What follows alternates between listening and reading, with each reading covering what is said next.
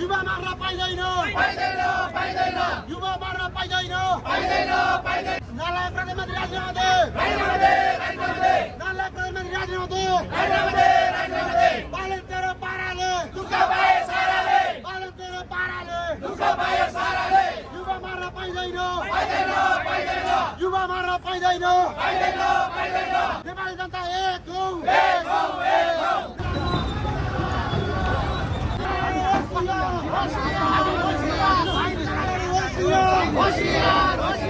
युवा मार्न पाइँदैन